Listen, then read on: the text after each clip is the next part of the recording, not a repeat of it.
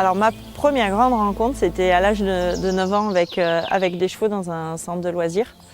Et depuis, j'avouerai que le monde animal et surtout le monde cheval ne m'a jamais quittée.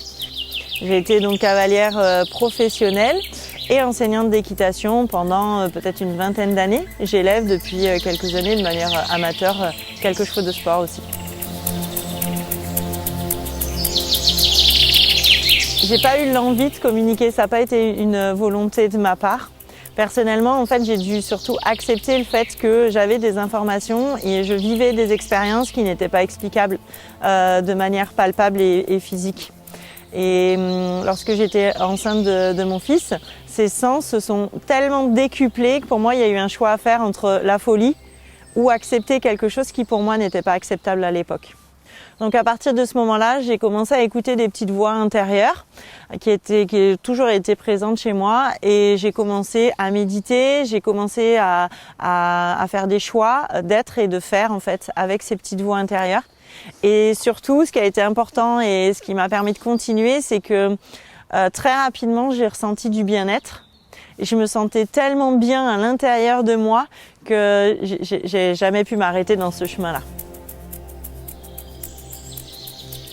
Transmettre, c'est quelque chose que j'avais déjà avant la communication animale, puisque l'enseignement d'équitation, c'était fort pour moi, cette notion de transmettre à l'autre quelque chose.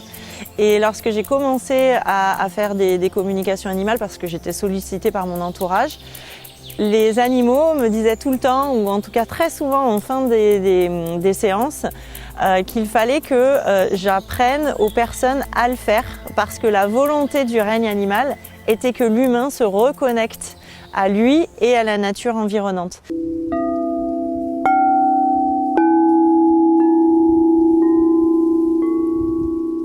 Dans mes stages, on apprend surtout à être.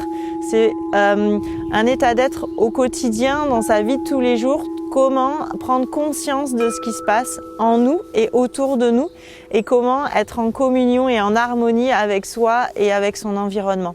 Plus que à tel instant je vais communiquer avec un animal, c'est comment chaque jour je mets en place des choses pour me sentir vraiment en communion avec mon entourage.